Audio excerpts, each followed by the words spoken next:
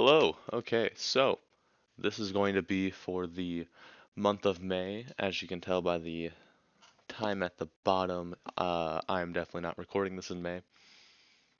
Like I said in the previous video, I was having family issues, finals, homework, just a lot of things were filling my plate. Um, so I didn't really have the time or the opportunity to set aside blurring everything out and recording a video. So here's the video. Over here is the quick rundown of everything. Just, what's currently left for the 2-year goal, balances on the cards, debts, monthly income, cost, current balances, all that good stuff if you want to look at that and then exit out the video. So, for checking over here, here's Chase, up up to $871, much better than last month. Um, some of this money I'm going to be moving into my savings account, UFB. Plan on getting that up to $8,000 and then putting the rest of that into my Chase investment accounts.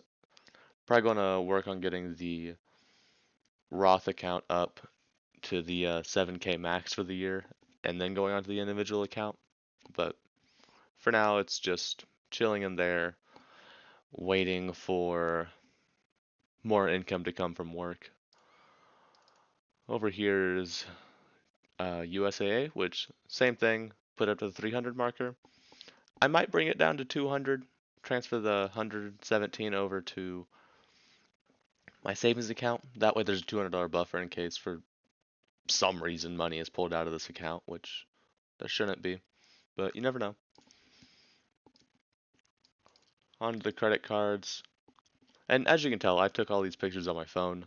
Like I said, I was running really low on time. I wasn't actually in state, so I didn't have access to my computer. So when I realized, like, oh shoot, I haven't taken any pictures, I haven't done anything like that, so I just real quick opened all the apps on my phone, screenshotted it up, called it good.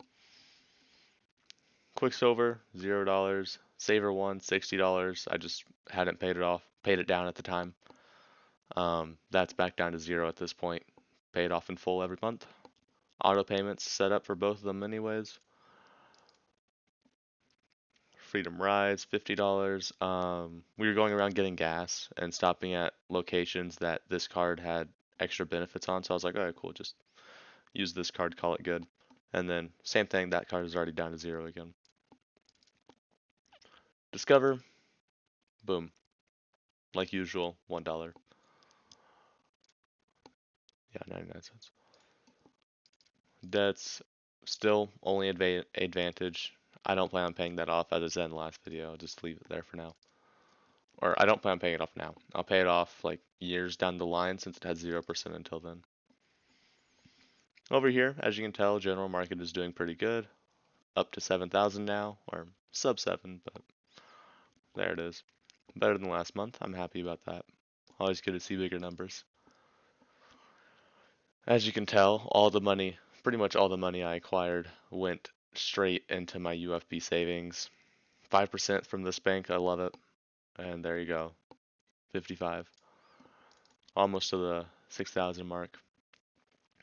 And right here, as you can tell, my risky investments are currently doing pretty good. They've already dropped pretty low again, but I see an uptrend for them, so I'll leave it how it is for now. Now, I didn't have access, or it would have been a weird format if I pulled my Chase stuff for credit reports. So here's Credit Karma.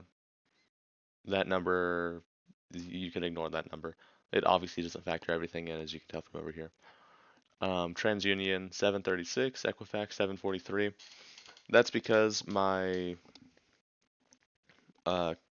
the credit bureaus finally recognized that I paid down my Advantage. So because it's such a small percentage of what it was initially, it boosted my credit report because I paid it down so much. If I were to pay it off completely, my credit score would probably jump up to the 760s, 750s. But the downside to that is I would have another closed account, so don't plan on doing that anytime soon. And then here's the actual Experian app. This was 743, but I applied for a card, didn't get accepted, so you can ignore that. But applied for a card, didn't get accepted, created a hard pull, dropped my score down to 735. And then yeah, here's this with the income I got last month. VA, not gonna lie, I don't fully know why they sent me as much as they did. It was amongst three different payments. So I had a payment from the end of the school year, paying for the last month I was there, and then I had another payment that was for my summer classes because I'm taking full load during the summer. They provide me a housing stipend just as before, and it was like $500, and then they provide me like $200 for something. Um, so I'll just assume it was part of it and leave it at that. School, they sent me a lot of money this time. Obviously, I was still working up until the end of the school year, so I got paid for that work. And then on top of getting paid for that work, um, I got some reimbursement. So that was nice. Yeah, it was just nice to get that little reimbursement. And then QT, that's about 1 week worth of pay. A little over a week, but right about a week. Like I said, a lot of stuff was going on. I had to wait till the 14th to actually be allowed to start working again. After that, there was other things that happened, so I was only able to work one mostly full week and two very small weeks within this time gap. Added up to 43 for the monthly income, excluding the cost. That puts my profit up pretty high. Yep. And currently I am paying for food, but my mom is giving me the money back. It's just in cash, so it's not going to pull up here. So eventually I'll deposit that into Chase and leave that, but for now I'll just leave it out. Debts currently, boom boom, right there. Total holdings, so all the green, a nice $31,000. I'm very happy about that. Total worth 30,000, so pretty significant raise from last month. And if I can keep this number going, and if it should be higher than that next month, but we'll see what happens. I need to put in quite a few hours at work in order to get that number where I want it. But finally below the 70,000 marker, so almost there. Well, that's going to end the video. Hope you enjoyed the quick update for how the month is going, and I'll see you guys in the next one. Bye.